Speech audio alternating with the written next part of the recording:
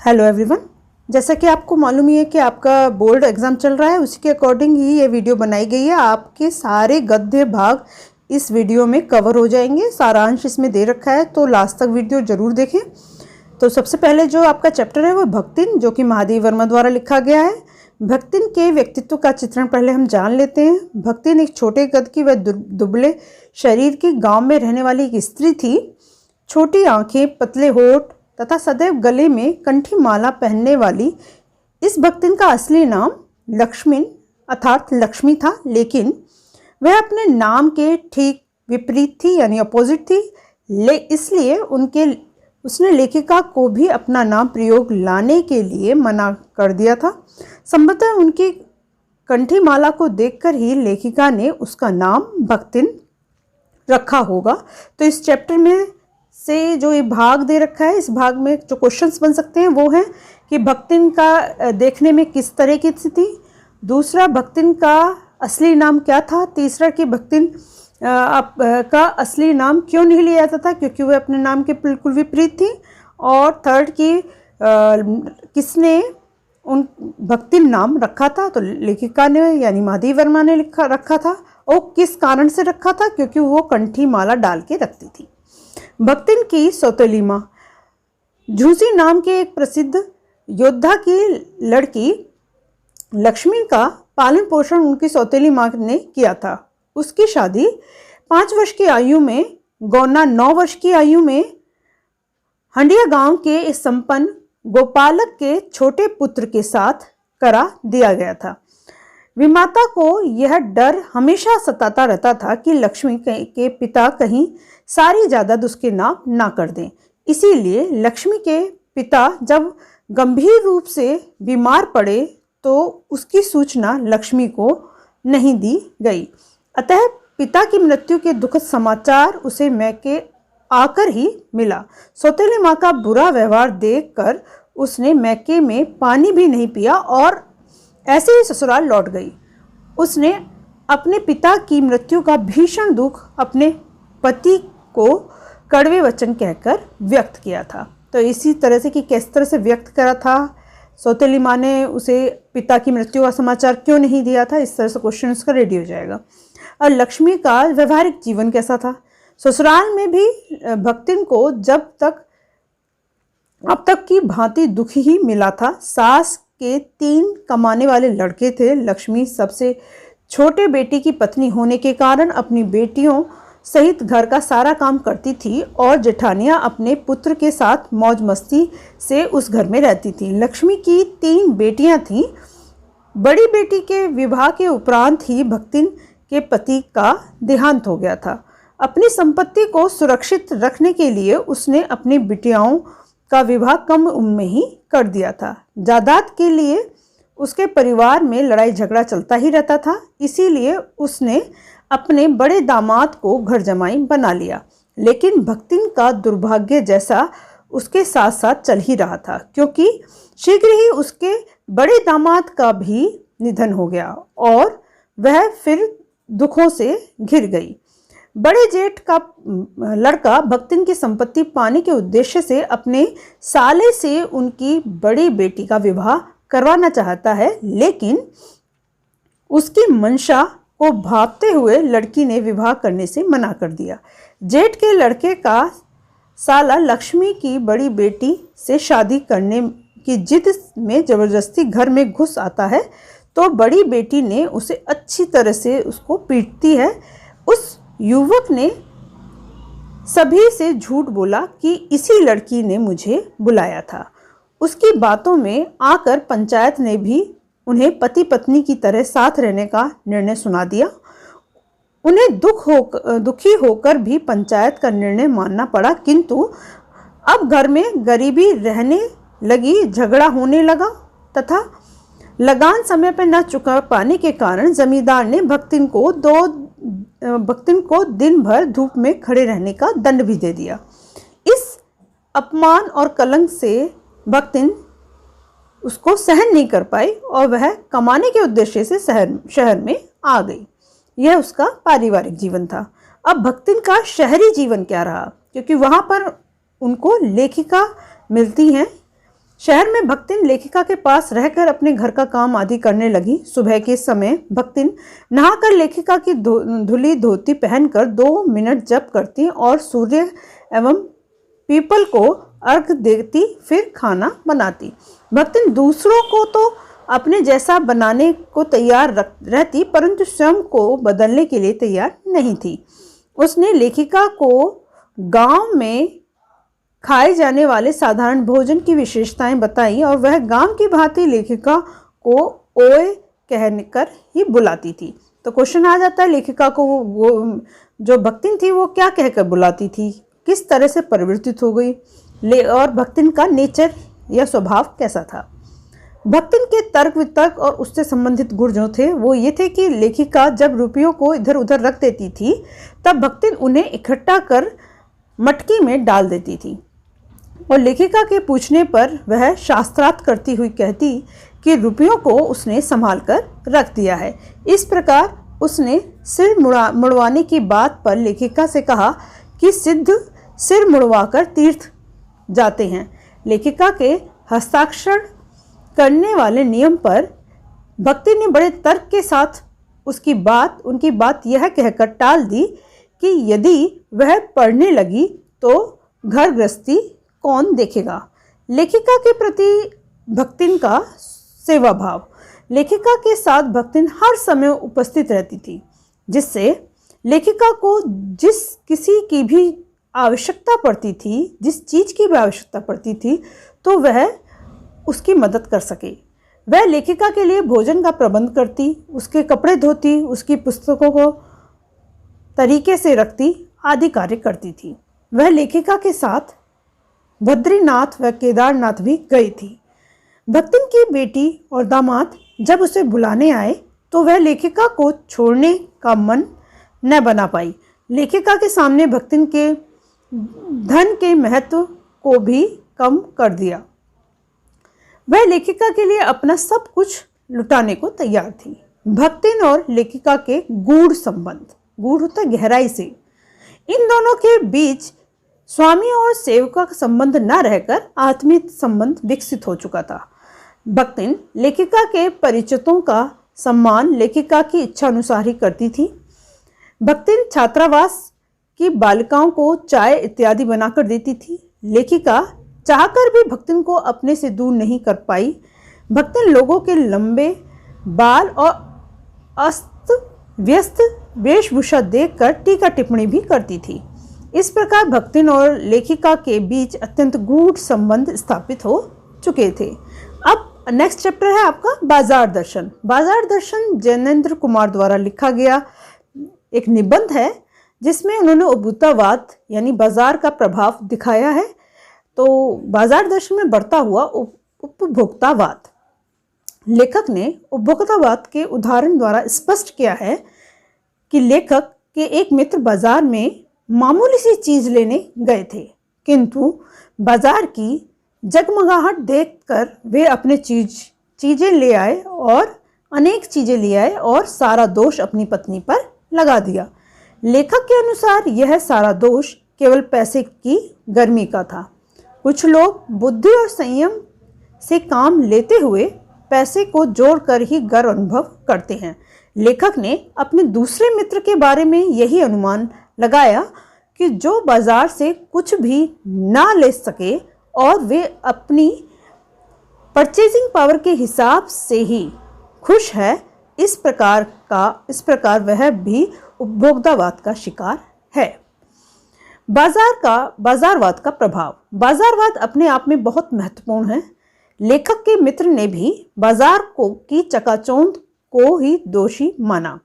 जो लोग इस चकाचौंध के शिकार हो जाते हैं वे बुरी तरह फंसकर अपना ही नुकसान कर बैठते हैं। इसका दूसरा उदाहरण यह है कि लेखक का एक मित्र बाजार की चकाचौंध में इस प्रकार फंसा कि दिन भर घूमने के बाद भी बाजार से कोई वस्तु खरीद ना सका या खरीद नहीं पाया। इसका कारण उसने लेखक को यह बताया कि बाजार में सभी कुछ उसे पसंद आया, किंतु वह कोई 1-2 वस्तु ही लाता तो अन्य वस्तु को उसे छोड़ना पड़ता। वह कुछ भी छोड़ना नहीं चाहता था, इसीलिए वह कुछ भी नहीं खरीद पाया। इसका लेखक ने यह अर्थ निकाला कि यदि हमें अपनी आवश्यकता का पता नहीं हो तो हम यह निर्णय नहीं ले पाएंगे कि हमें क्या खरीदना है और क्या नहीं, और इसका परिणाम भी अच्छा नहीं होता। बाजार का जादू और लेखक की राय। लेखक के अनुसार बाजार का जादू खाली और भरी जेब दोनों पर चलता है। यदि जेब खाली है और मन भरा हुआ नहीं है तब भी बाजार अपनी ओर खींचता है, और यदि जेब भारी है और खरीदारी तो खूब करेंगे परंतु व्यर्थ की। अंततः यह आपके सुख की तुलना में दुखदाई अधिक होगा। व्यर्थ की चीजों को खरीदने से बाजार का जादू और ज्यादा प्रभावी होता है। लेखक के अनुसार अपने आप को बाजार तभी जाना चाहिए जब आप निर्णय ले चुके हों कि आपको क्या खरीदना है। मन को बलपूर्वक दबाना भी उचित नहीं है, और मन को इतना भी छूट न हो कि आप ही उसके पीछे चलने लगे। हालांकि मन के प्रयोजन को भी ध्यान में रखकर चलना चाहिए। लेखक के अनुसार बाजार जाने से पूर्व ही मन में यह दृढ़ निश्चय कर लेना चाहिए कि हमें क्या खरीदना है। इससे व्यक्ति बाजार की चकाचौंध से अपने आप को बचा पाएगा और उसके द्वारा खरीदी गई वस्तु उसे आनंद प्रदान करेगी। जीवन की श्रेष्ठता से जीने की कला। जीवन को श्रेष्ठता से जीने की कला के अनुसार लेखक ने बताया है कि लेखक के अनुसार व्यक्ति को अपने मन को नियंत्रित कर जीवन के सभी महत्वपूर्ण निर्णय सोच विचार कर लेने चाहिए।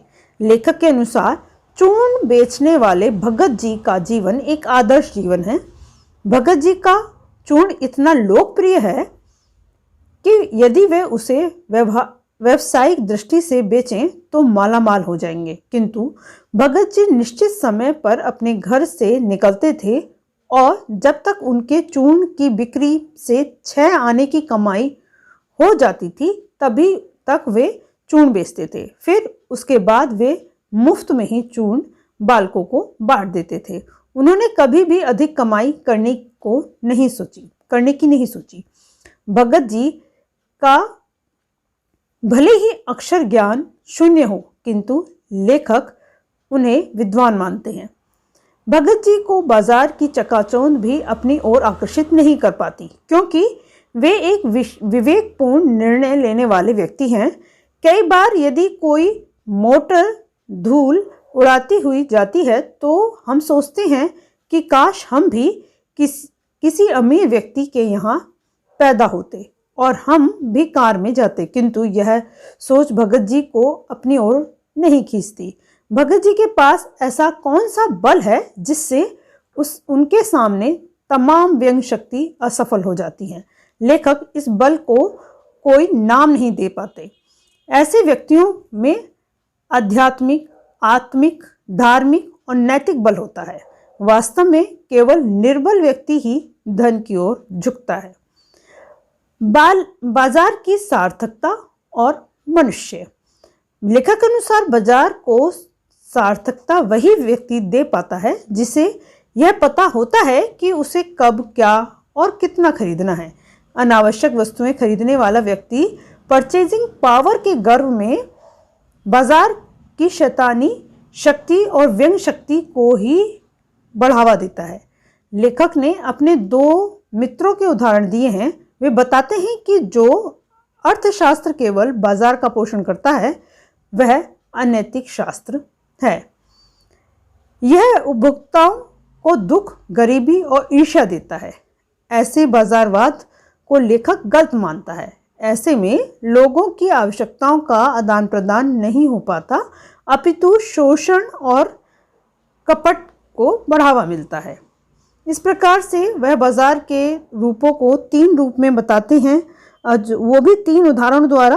पहले में उसका पहले मित्र जो कि सारा ब्लेम अपने पत्नी पर डाल देते हैं। दूसरे मित्र के अनुसार कि वह बाजार तो जाते हैं लेकिन उन्हें समझ में नहीं आता कि वह क्या लें और क्या नहीं। और इसके बाद उन्होंने एक भगत जी का उदाहरण द्वारा ये सिद्ध किया है कि जितना हमें पहले से ज्ञान हो, अगर हम बाजार में जाएं तो बाजार का और व्यक्ति के खरीदार का दोनों का ही तालमेल बिल्कुल सही बैठेगा। अब लास्ट आपका है काले मेघा पानी दे, जो कि धर्मवीर भारती द्वारा लिखा गया है। ये अंधविश्वास के ऊपर इन्होंने बताते हुए जीजी के द्वारा और लेखक के द्वारा इसको सिद्ध किया है। वो किस प्रकार से है कि बचपन और अंधविश्वास। काले मेघा पानी दे पाठ लेखक धर्मवीर भारती द्वारा रचित संस्मरण विधा की एक रचना है। आषाढ़ के महीने में, जब आप मंथ को इसको ध्यान रखना, आषाढ़ के महीने की बात की गई है, जब पखवाड़े भर बारिश नहीं होती तो किशोरावस्था वाले बालकों की इंद्रसेना घर घर जाकर पानी मांगती है। तो जब तक एक पखवाड़ा यानी 15 दिन तक वर्षा नहीं होती, लोग परेशान होने लगते हैं आषाढ़ वाले दिन, तो किशोरावस्था वाले जो लड़के थे, इंद्रसेना नाम से वो जाने जाते थे, घर घर वह पानी मांगते हैं। बोल गंगा मैया की जय, ये नारा देते हैं, क्वेश्चन कई बार आ चुका है, का जयकारा लगाते हैं ये लड़के, निम्नलिखित पंक्ति गाते हैं। काले मेघा पानी दे, गागरी फूटी बैल प्यासा, पानी दे गुरधानी दे, काले मेघा पानी दे।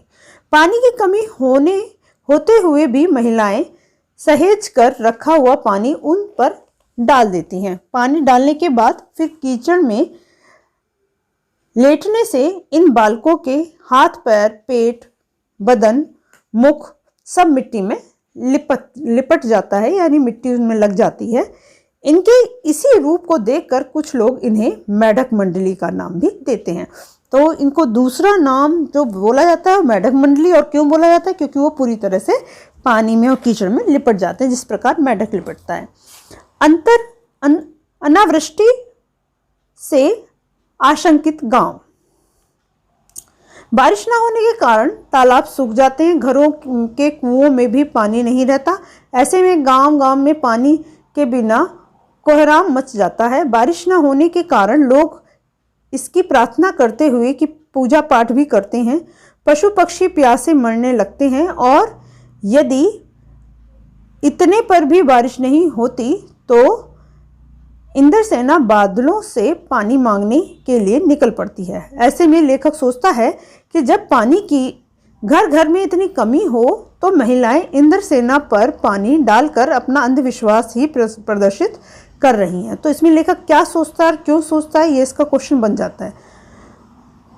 कुमार सुधार सभा। लेखक आर्य समाजी होने के साथ ही कुमार सुधार सभा का उपमंत्री भी था, इसीलिए उसमें समाज को सुधारने का जोश है। तो कहाँ का उपमंत्री था? कुमार सुधार सभा का। अंधविश्वास के विरुद्ध उनके पास सबल तर्क है। वह सभी रीति रिवाज, पूजा अनुष्ठानों को अंधविश्वास मानते हैं। वह इन सब को पूर्ण समाप्त होते देखना चाहते हैं। वह समाज में फैले दखियानुसी विचारों को जड़ से उखाड़ना चाहते हैं। तो दखियानुसी ध्यान रखना, ऐसे वर्ड यूज किए जाते हैं एमसीक्यू में। जीजी का लेखक के प्रति अपनापन। अब जीजी जो है उनका लेखक से क्या संबंध है और किस तरह से उनका अपनापन है, किस हद तक है कि लेखक की एक जीजी थी जिनकी उम्र लेखक की माँ की उम्र से भी अधिक थी। इससे क्वेश्चन बहुत बनते हैं।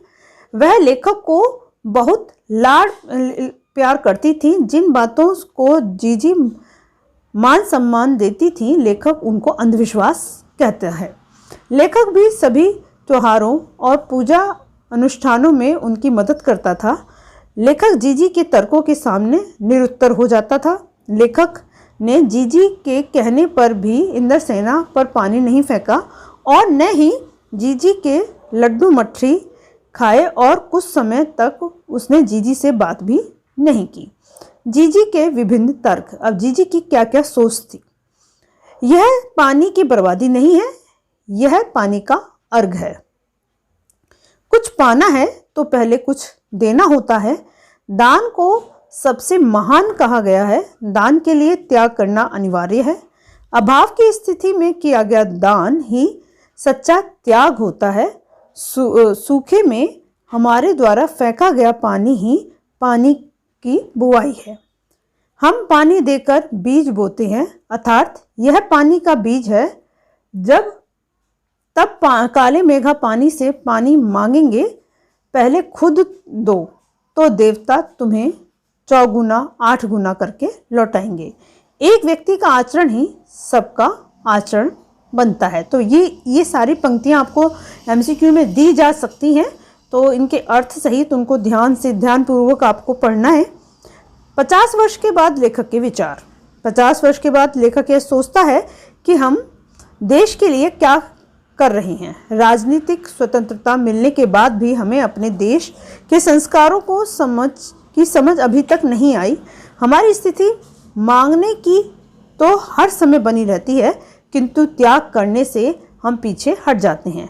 लेखक कहता है कि आज आदमी अत्यंत स्वार्थी हो गया है। ये बातें लेखक के मन को कचोटती हैं। हम चारों ओर फैल रहे भ्रष्टाचार को लेकर बातें करते हैं, लेकिन कभी यह नहीं देखते कि कहीं हम भी तो भ्रष्टाचार के शिकार नहीं बन रहे हैं। यदि हम सोचते तो एक स्तर तक हम सभी स्वयं को उसी भ्रष्टाचार का अंग बना हुआ पाते हैं। काले मेघा पानी दे तो काले मेघा दल के दल उमड़ते हैं। पानी झमाझम बरसता है, पर गगरी फूटी की फूटी ही है। बैल प्यासे के प्यासे ही रह जाते हैं। आखिर कब बदलेगी यह स्थिति? लेखक इन्हीं सब प्रश्नों को अपने आप को घिरा पाता है।